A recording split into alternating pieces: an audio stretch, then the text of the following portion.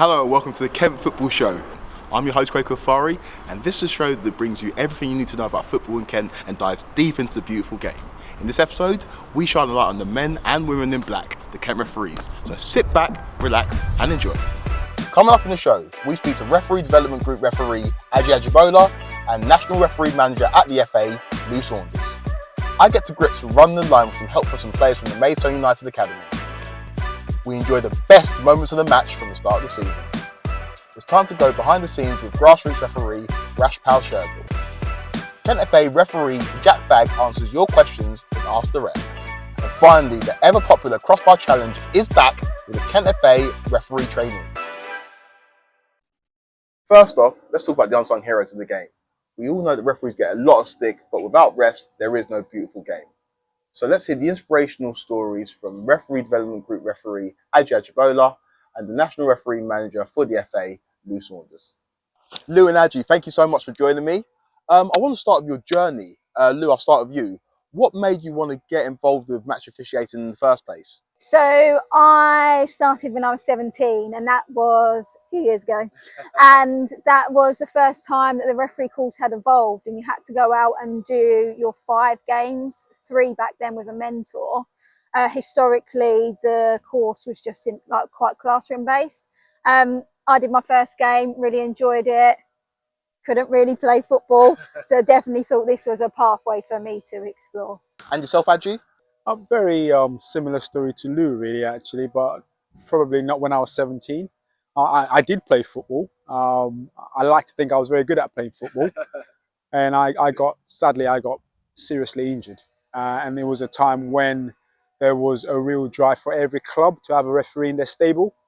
And unfortunately for me, because I was no good to the playing staff, because I was injured, I was nominated to go and take the refereeing course, which I did. And I came through it, and you know, it came a time when a referee was needed. I was qualified and I was thrown into the mist of refereeing a game of football.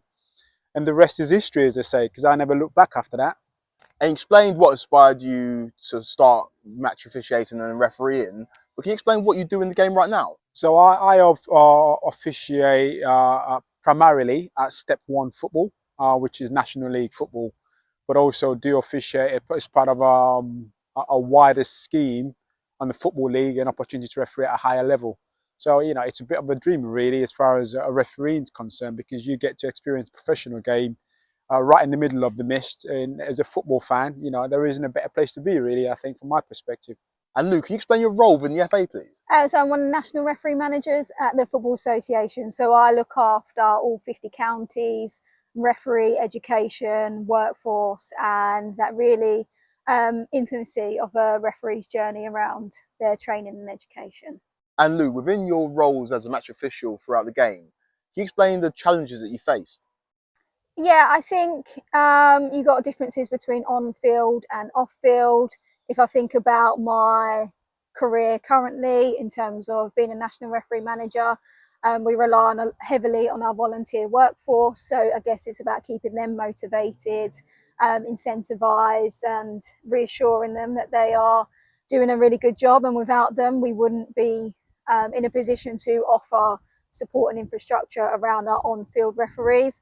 And I think as an active match official, challenges around, particularly for myself, around fitness, and wasn't the fastest referee, so I had to work really hard on my sprinting, and then getting that balance with having to perform in an elite pathway, so on the Women's Super League, and getting that balance with a full-time job as well. And what about you, Aji? What are some of the challenges that you faced as a match official?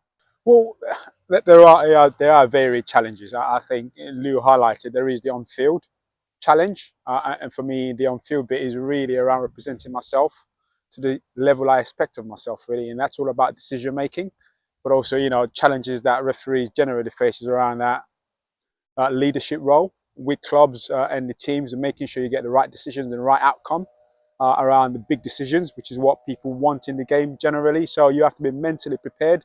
You have to be physically prepared, and you have to have a knowledge around the game you're refereeing.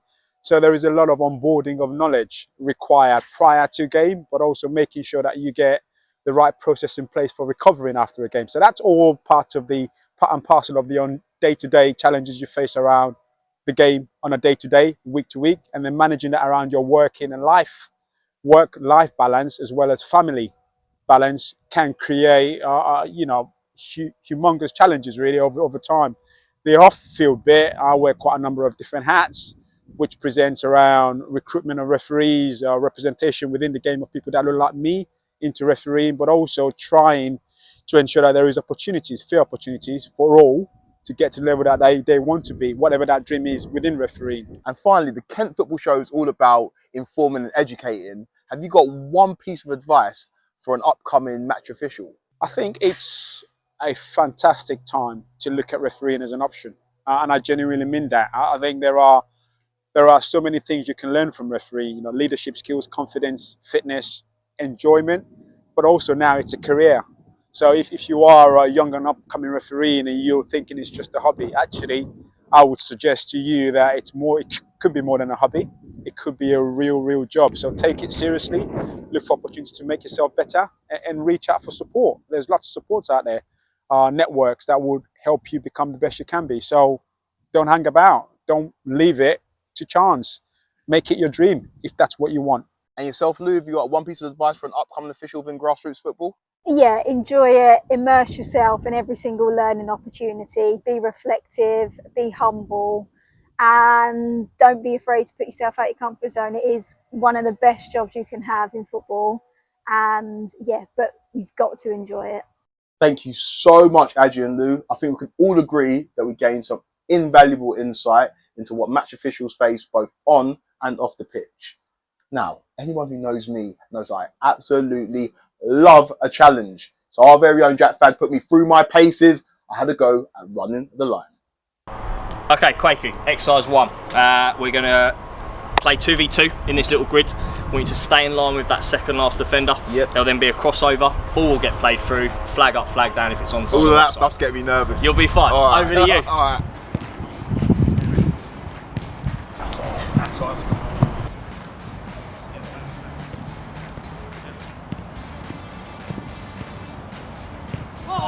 That's on. That's on. That's on.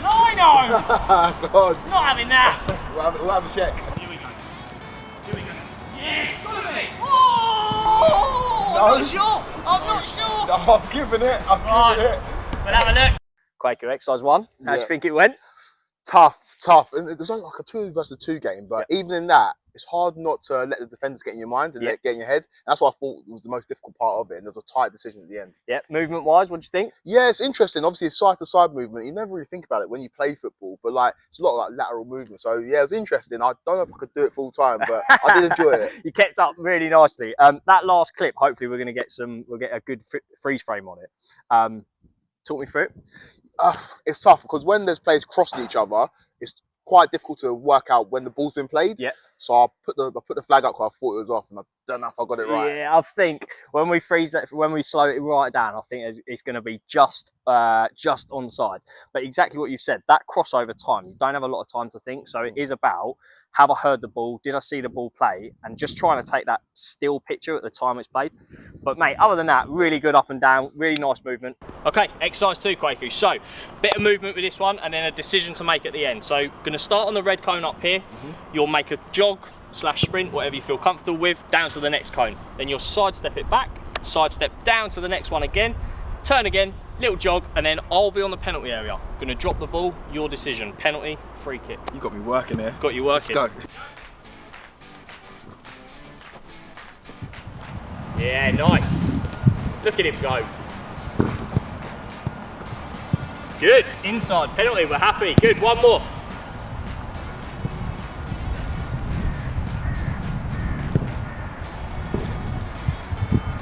Yeah, good start, side steps, nice. Bit more difficult. Penalty, good. Kweku, exercise 2 done, how do you think it went? Feelings on it? Oh, a bit out of breath. I'm trying to compose myself, but like, it must be pretty difficult running the line for 90 minutes. Yeah, so obviously we'll shorten that up. Working one half, I think, obviously you haven't got the distance to cover as a referee. The thing I find with running the line is it's explosive. All of a sudden, you might be just jogging along. Then all of a sudden, that ball goes. You've got to make a sprint.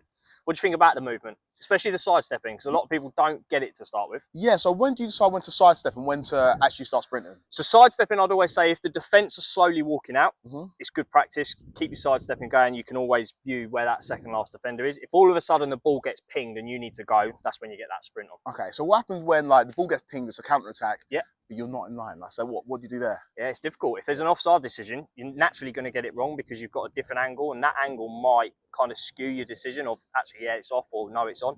So get that sprint in, get in line with that second last defender, then get your sideways position so you've got the best view basically. Okay. What did you think of the ball dropping as well? That was difficult to make that decision? That was probably the easiest part of it because you can actually look across the line when you're in line with it. So I found that bit pretty easy. It's just the movement of it that's quite difficult to get your head around. Yeah, so from that short gap that you've got from the line to obviously the edge of the penalty area, that naturally is easy because you've got that visual aid of the line. So yeah, totally agree with that. Really well done though. Thank you for coming. Nice one. Good stuff. That is not as easy as it looks. I think I might have done my other ACL. But if you're interested in picking up the whistle or maybe picking up the flag, make sure you drop us an email at referees@kentfa.com. Now, it's time for a new feature. It's called Moment of the Match. It's where we pick out the best goal, save, tackle, and then showcase it on the Kent Football Show. Is your club feature? Let's check it out. Follow it in, Max. Yeah! Well done!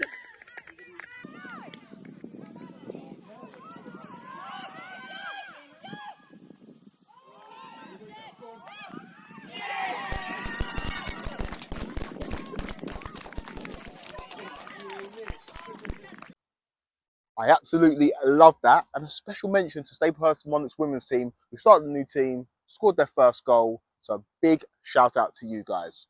If you want to get involved in the moment of the match, make sure you head over to our website at www.kentfa.com. Did you know that in Kent there's over 2,000 registered match officials? So we went behind the scenes with Rashpal Shergill as she officiated her first ever women's match between Staplehurst Monarchs and Guru Nanak FC.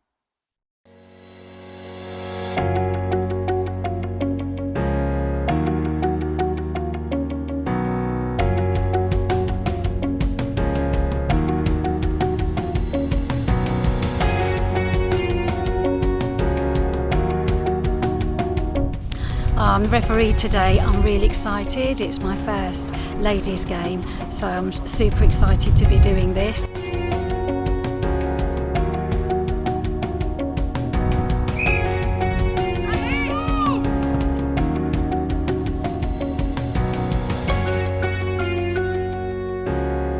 It's half time here now at the Staplehurst ground and everybody really needs it. We've put that extra water break in there because it is extremely hot today. Everybody needed it. I can see the players feeling a little bit lethargic just there, but hopefully the water, everyone will get hydrated again and get ready to go.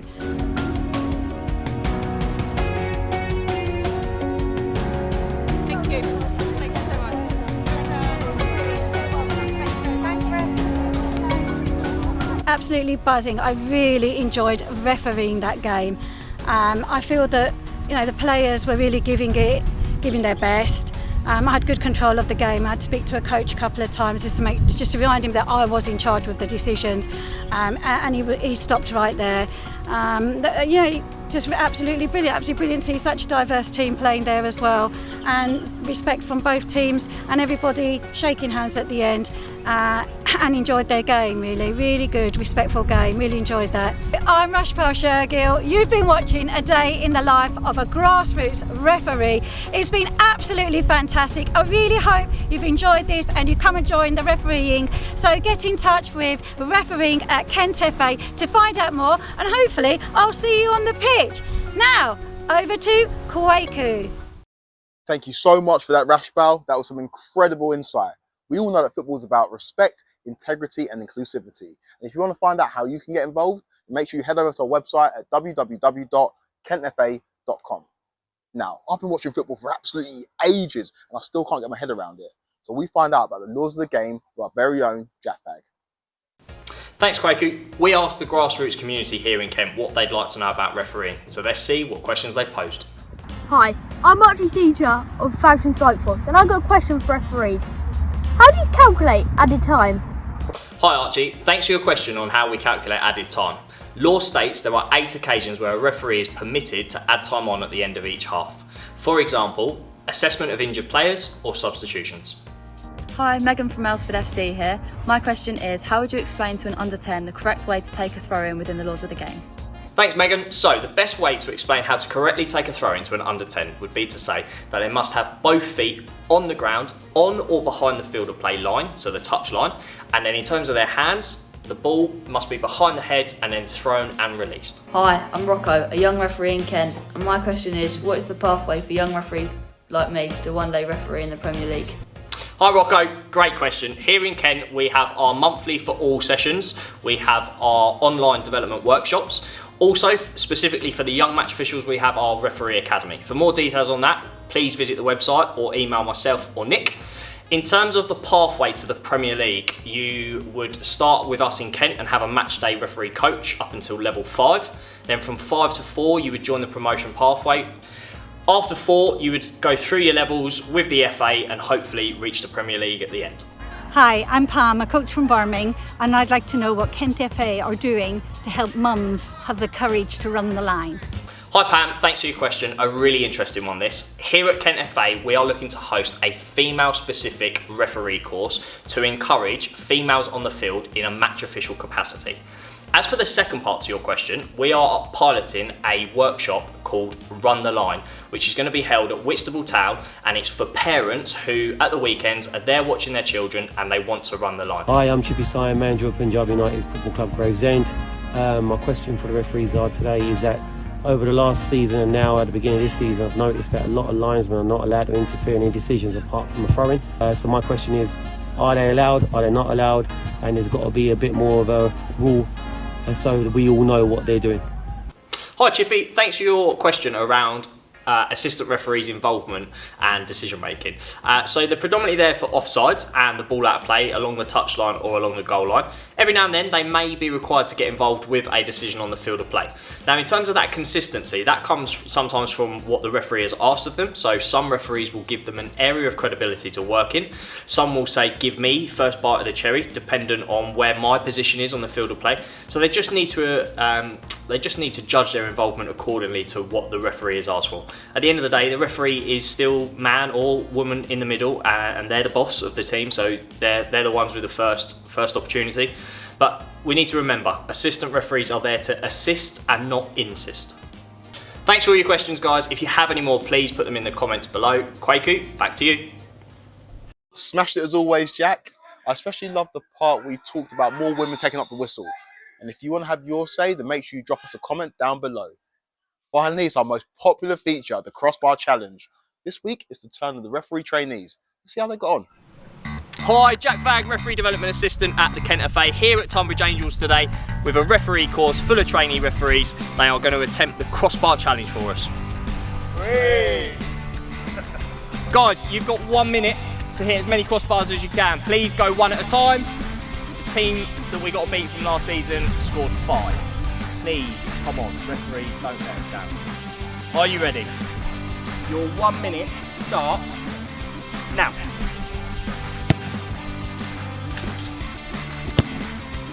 Yes! There's one. Come on. Keep going, don't forget, chase the ball back. Make sure we get as many attempts as we can.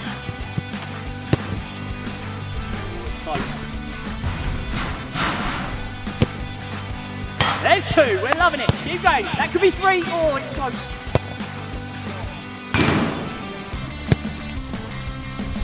"30 seconds left, halfway. Can we get 2 more in the next 30? Get us up to 4. Come on, keep going. Oh, it's close. That's good. Oh, how's that not hit? 15 seconds, boys. Oh, it's close again. Oh, too high. 5, 4, 3, 2, 1. Yes! 3. From Tunbridge Angels, the referees have scored 3. Kweku, over to you. Thanks, Jack. 3 from the referee trainees. That's the bar that they set, pardon the pun. If you think you can beat that, then make sure you drop us an email at info@kentfa.com. And that's it for the first episode of season 2 of the Kent Football Show. Thanks to everybody who got involved. Make sure you like and subscribe. We'll be back in November for episode 2. Oh no!